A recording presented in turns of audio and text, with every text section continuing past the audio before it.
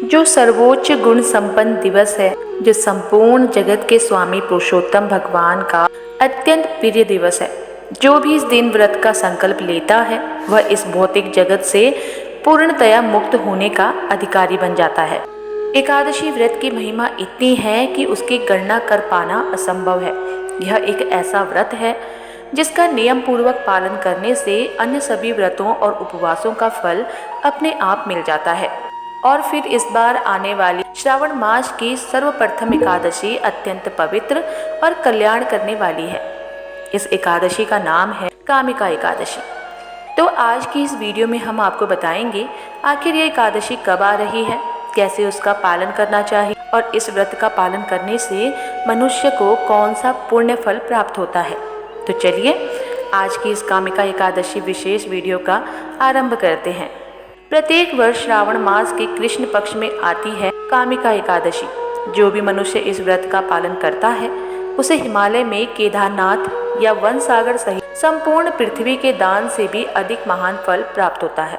इस व्रत के पालन से मिलने वाला फल बछड़े और चारे सहित अगर दूध से भरी हुई गायों का दान दिया जाए उतना है। जो भी व्यक्ति अपने पूर्व जन्म के पापों से भयभीत है या पापी भौतिक जीवन में पूर्णतया निमग्न है, उसे इन सभी पापों से मुक्त होने के लिए अपने सामर्थ्य अनुसार इस कामिका एकादशी व्रत का पालन अवश्य करना चाहिए।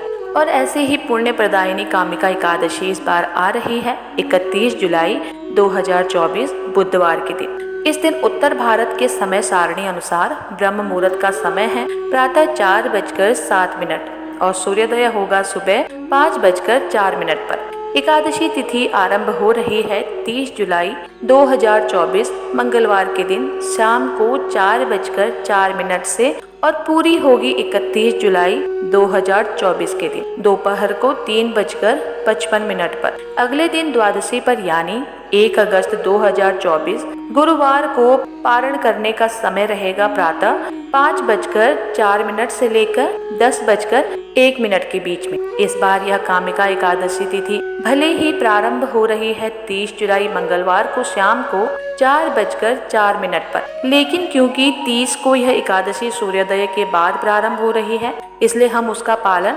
31 जुलाई को ही करेंगे। क्योंकि एकादशी तिथि का पालन सूर्योदय के समय अनुसार ही किया जाता है।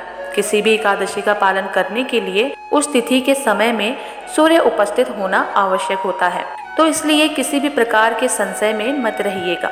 और इस बार आने वाली श्रावण मास की कृष्ण पक्ष की एकादशी का पालन हम करेंगे 31 जुलाई 2024 के दिन। इस बार एकादशी के दिन अत्यंत शुभ रोहिणी नक्षत्र का संयोग बन रहा है। यह वही नक्षत्र है जिसमें भगवान श्री कृष्ण का इस धरातल पर प्राकट्य हुआ था। तो इस प्रकार श्रावण मास के कृष्ण पक्ष में आने वाली कामिका एकादशी इस बार अत्यंत शुभ संयोग और मंगलमय समय लेकर हमारे जीवन में आ रही है। तो आप भी तैयार हो जाइए चतुर्मास में आने वाली इस सर्वप्रथम एकादशी तिथि का पालन करने के लिए। इस एकादशी की महिमा का वर्णन करते हुए स्वयं ब्रह्मा जी नारद मुनि से कहते हैं कि जो भी व्यक्ति इस कामिका एकादशी का पालन करता है उसे काशी में स्नान करने का पुण्य फल प्राप्त होता है। और अगर कोई व्यक्ति कामिका एकादशी के दिन भगवान श्री हरि को एक तुलसी पत्र अर्पित करता है तो उसे 200 ग्राम सुवर्ण या 800 ग्राम चांदी दान करने का पुण्य फल मिलता है।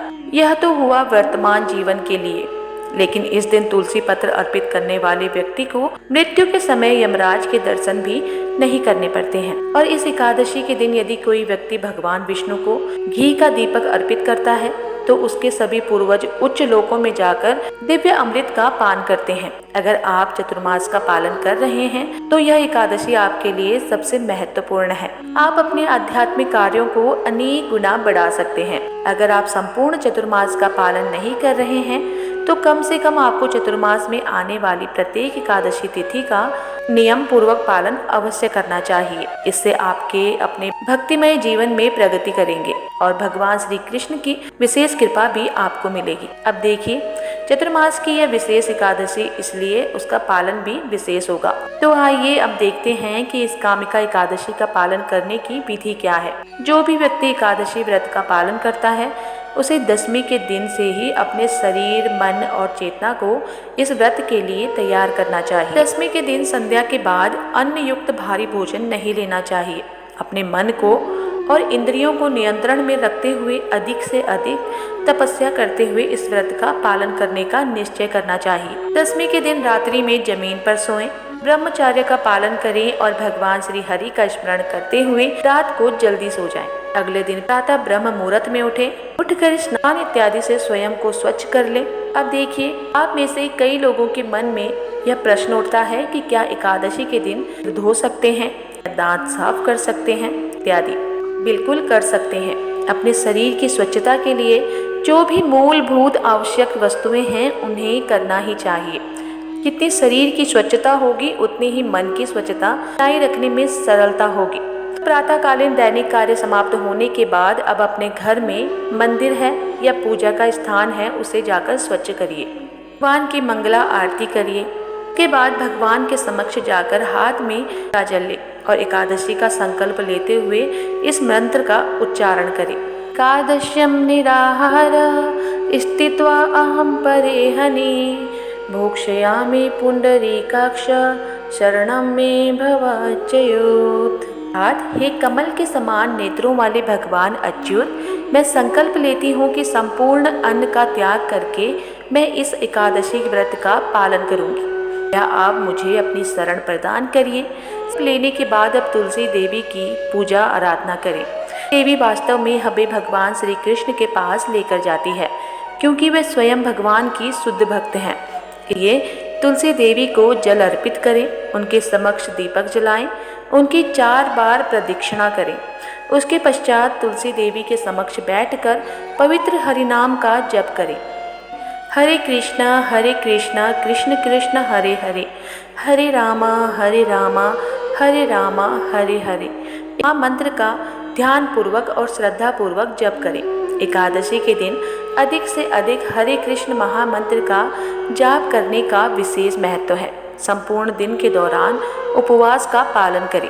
अपनी शारीरिक क्षमता अनुसार एकादशी व्रत रखें। जल के साथ, फल और दूध के साथ या फिर एकादशी प्रसाद के साथ भी पालन कर सकते हैं, लेकिन किसी भी स्थिति में किसी भी प्रकार के अन्न का भोजन ना लें, चाहे दाल हो, चावल हो या दलिया। यदि आवश्यकता लगे तो आप दूध, फल, एकादशी प्रसाद इत्यादि ले सकते हैं। दिन में अधिक से अधिक हरे कृष्ण महामंत्र का जाप करें।